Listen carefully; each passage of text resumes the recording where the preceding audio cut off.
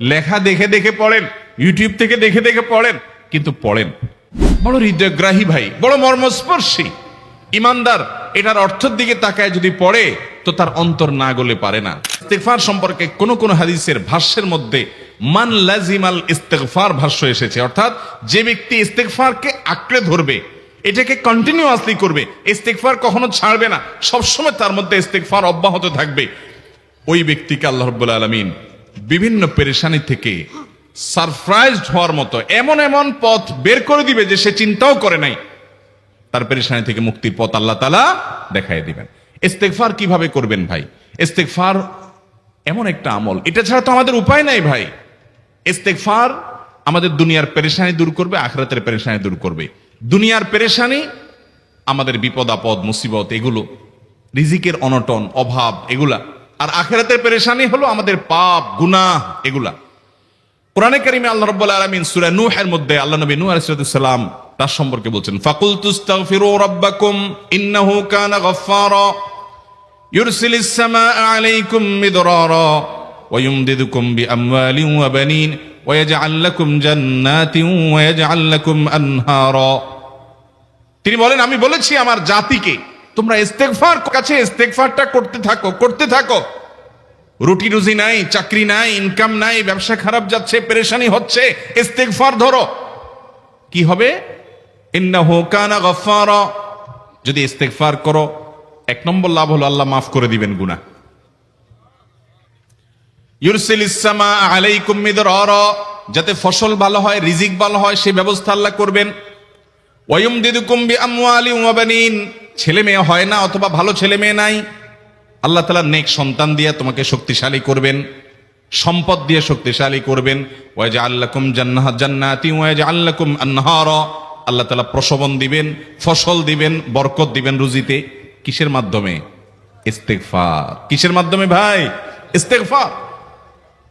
আহা, ইস্তেগফারের আমল আমাদের দেশে মানুষ আমরা জানি না ভাই। এটাও আরবদেরকে আমি দেখেছি, সারাক্ষণ তারা অবসর সময়গুলোতে ইস্তেগফার করতে থাকে। আস্তাগফিরুল্লাহ ওয়া আতুবু ইলাইহি, আস্তাগফিরুল্লাহ, আস্তাগফিরুল্লাহ। মানে কি? আল্লাহর কাছে আমি ক্ষমা প্রার্থনা করি, আল্লাহর কাছে আমি মাপ চাই, আল্লাহর কাছে আমি তওবা করি, আল্লাহর দিকে আমি ধাবিত হই, আল্লাহর কাছে আমি ফিরে যাই। আস্তাগফিরুল্লাহ, আস্তাগফিরুল্লাহ। আপনি বসে আছেন নিরিবিলি, ভাইরা আমার, এখন আর নিরিবিলি বলতে কোনো সময় নাই, এখন আর ফ্রি টাইম নাই, এখন আর আমাদের অবসর টাইম নাই। আস্তাগফিরুল্লাহ কখন বলবো? মোবাইল টিপতে টিপতে টিপতে টিপতে, ফেসবুকের নোটিফিকেশন দেখতে দেখতে দেখতে, লাইক কমেন্ট গুনতে গুনতে আমাদের এখন কোনো ফুরসত নাই। বাহিরে তো নাই, টয়লেটে গেলেও তখন আমাদের ব্যস্ততা মোবাইল নিয়ে, ফেসবুক নিয়ে, ঘুমাইতে গেলেও আমাদের ব্যস্ততা। ও ভাই আমার, অথচ আমার হায়াত শেষ হয়ে যাচ্ছে, আমল নামার শূন্য খালি, ফেসবুক টিপাটিপিতে পরিপূর্ণ। আল্লাহর কাছে কি নিয়ে যাবেন? ইস্তেগফার করবেন তো ইনশাআল্লাহ? অবসর সময় ইস্তেগফার করবেন তো ইনশাআল্লাহ? নিরিবিলি আছেন, একাকী আছেন, ইস্তেগফার চালায় দেন। 10 সেকেন্ড টাইম পাইছেন, ইস্তেগফার শুরু করে দেন। ডাক্তারের কাছে গেছেন, ওয়েটিং এ আছেন, বসে আছেন, ইস্তেগফার করতে থাকেন। সিরিয়াল আছেন কোন কাজের, ইস্তেগফার করতে থাকেন। ডিউটিতে যাচ্ছেন, গাড়িতে, বাইসাইকেলে, বাইকে, যে কোনো ভাবে পায়ে হেঁটে ইস্তেগফার করতে থাকেন। যে কোনো অবসরের সময়গুলোকে ইস্তেগফার দিয়ে পরিপূর্ণ করে দেন। ভাইরা আমার, ইস্তেগফার সকল সমস্যার সমাধান। ইস্তেগফারের ভিতরে সবচেয়ে শ্রেষ্ঠ ইস্তেগফার হলো সাইয়্যিদুল ইস্তেগফার। সাইয়্যিদুল ইস্তেগফারটা যদি মুখস্থ না পারেন, অন্তত লিখিত ভার্সনটা পড়েন। সাইয়্যিদুল ইস্তেগফারের যে অর্থ, এটার যে মর্ম, বড় হৃদয়গ্রাহী ভাই, বড় মর্মস্পর্শী। ইমানদার এটার অর্থের দিকে তাকায় যদি পড়ে তো তার অন্তর না গলে পারে না। আল্লাহুম্মা আনতা রব্বি, হে আল্লাহ আপনি আমার রব, আপনি আমার পালনকর্তা লাগেন, আপনার সাথে আমার এই সম্পর্ক, আমি আপনার গোলাম, আপনি আমার রব, এই সম্পর্কটা আপনার সাথে আছে। আল্লাহুম্মা আনতা রব্বি লা ইলাহা ইল্লা আন্ত, ও আল্লাহ আপনি ছাড়া আমার ইবাদত, আমার গোলামি, আমার দাসত্ব, উপাসনার উপযুক্ত আর কেউ নাই। আল্লাহুম্মা আনতা রব্বি লা ইলাহা ইল্লা আন্ত খালাকতানি, আপনি আমাকে সৃষ্টি করেছেন, ওয়া আনা আবদুক, আল্লাহ আমি আপনার গোলাম। দেখেন কিভাবে আল্লাহর সাথে সম্পর্কটার কথা বলা হচ্ছে মুহাব্বতের সাথে। খালাকতানি ওয়া আনা আবদুক, আল্লাহ আপনি আমাকে সৃষ্টি করেছেন আর আমি আপনার গোলাম। ওয়া আনা আলা আহদিকা ওয়া ওয়া'দিকা মাস্তাতা'তু, আল্লাহ আপনার সাথে যে অঙ্গীকার করেছিলাম, আলাস্তু বিরব্বিকুম, আপনি জিজ্ঞেস করেছেন, আলমে আরওয়াহাতে আমরা বলেছি বালা, হ্যাঁ আপনি আমার রব। আপনাকে রব হিসাবে স্বীকৃতি দিয়ে আপনার গোলামি করার যে অঙ্গীকার আমরা করেছি, কালিমাতুশ শাহাদা যে আমরা পাঠ করেছি, এই যে আপনার সাথে কৃত অঙ্গীকার, রব হিসাবে স্বীকৃতি দেওয়ার পর, গোলাম হিসাবে মেনে নেওয়ার পর, আমি আপনার যে গোলামি করার কথা ছিল, ওয়ানা আলা আহদিকা ওয়া ওয়াদিকা মাস্তাতাতু, যতটুকু পারছি আমি সে ওয়াদার উপরে থাকার চেষ্টা করছি আল্লাহ। ওয়ানা আলা আহদিকা ওয়া ওয়াদিকা মাস্তাতাত আবুউ লাকা বিনিআমাতিকা আলাই, আল্লাহ আমি স্বীকার করি আপনি আমার প্রতি অনেক নিয়ামত দিয়েছেন, অনেক নিয়ামত দিয়েছেন, এটা আমি স্বীকার করি। ওয়া আবুউ লাকা বিযামবি, আর আমি এও স্বীকার করি যে আল্লাহ অনেক অপরাধ, অনেক পাপ আমার দ্বারা হয়ে গেছে। ফাগফিরলি, অতএব আপনি আমাকে মাফ করে দেন। ফাইন্নাহু লা ইয়াগফিরুয যুনুবা ইল্লা আনতা, কারণ আপনি ছাড়া আর কেউ গুনাহ ক্ষমা করতে পারবে। ভাইরা আমার, অর্থের দিকে লক্ষ্য করে করে, মর্মটা বুঝে বুঝে একটু সাইয়্যিদুল ইস্তিগফার পড়েন, লেখা দেখে দেখে পড়েন, ইউটিউব থেকে দেখে দেখে পড়েন, কিন্তু পড়েন। আল্লাহুম্মা আনতা রাব্বি লা ইলাহা ইল্লা আনত খালাকতানি ওয়া আনা আবদুকা ওয়া আনা আলা আহদিকা ওয়া ওয়াদিকা মাস্তাতাতু আউযু বিকা মিন শাররি আবুউ লাকা বিনিআমাতিকা আলাইয়া ওয়া আবুউ লাকা বিযামবি ফাগফিরলি ফাইন্নাহু লা ইয়াগফিরুয যুনুবা ইল্লা আনতা। এটা হলো বড় ইস্তিগফার। এত বড় ইস্তিগফার পড়তে পারেন না, কোনো পেরেশানি নাই, কোনো অসুবিধা নাই। সবচেয়ে ছোট ইস্তিগফার হলো আস্তাগফিরুল্লাহ আস্তাগফিরুল্লাহ আস্তাগফিরুল্লাহ। আল্লাহ আপনার কাছে ক্ষমা চাই, কত ভুল হয়ে যায়, কত অন্যায় হয়ে যায়। ভাইরা আমার, এটা হলো রিমুভার। ভুল করে কিছু লিখছেন, রিমুভ করে ফেলছেন, শেষ হয়ে গেছে।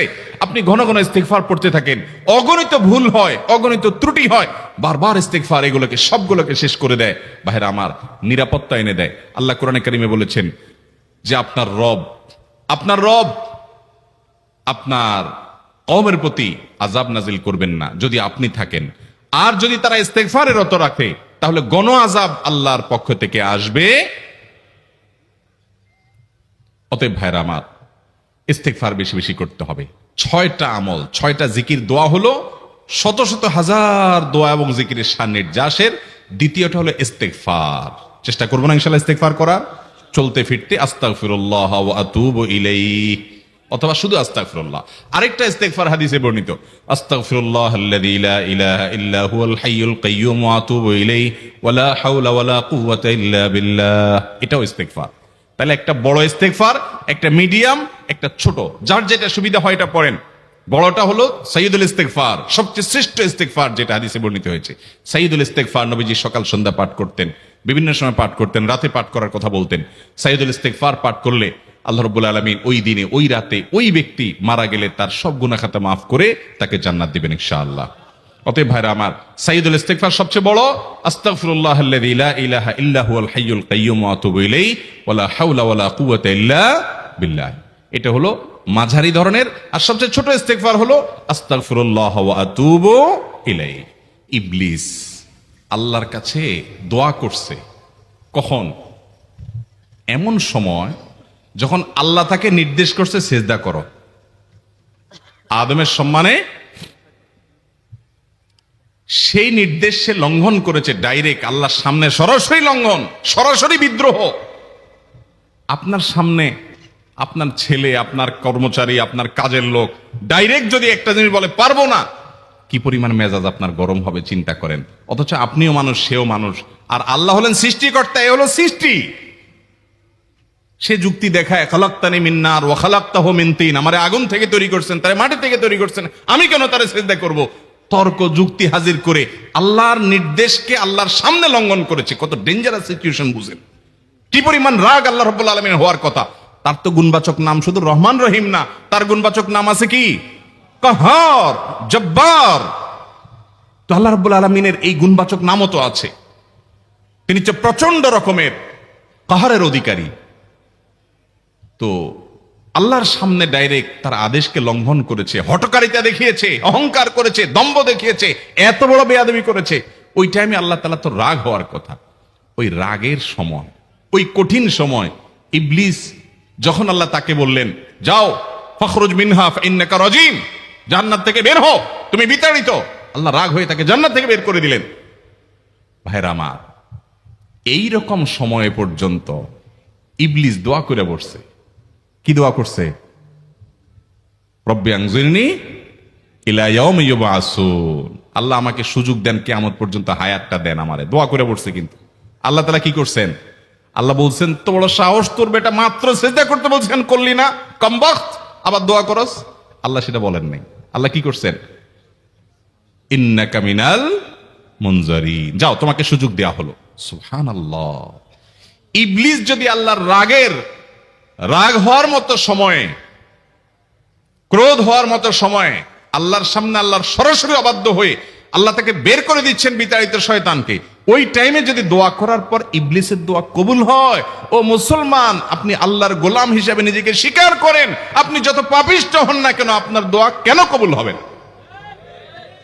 আল্লাহর কাছে দোয়া করবো না ইনশাআল্লাহ? ইবলিসই আমাদেরকে বুঝায়, ফুসলায়, তুই কোন মুখে দোয়া করবি আল্লাহর কাছে? তোর নামাজের ঠিক নাই, তোর ইবাদতের ঠিক নাই, এত আকাম কুকাম করস ফেসবুকে ইউটিউবে, তোর মতো 2 নম্বর একটা মানুষ, কোন মুখে আল্লাহর কাছে দোয়া করবি? থাক, দোয়া করিস না, আমি কেমনে এই মুখ নিয়ে দোয়া করবি? এটা যখন আপনার মনের ভিতরে আসে, তখন বুঝবেন যে মিস্টার ইবলিস অ্যাক্টিভ হয়ে গেছে আপনার শরীরে। কথা কি বুঝাতে পারছি? আল্লাহর কাছে দোয়া করবেন তো ইনশাআল্লাহ?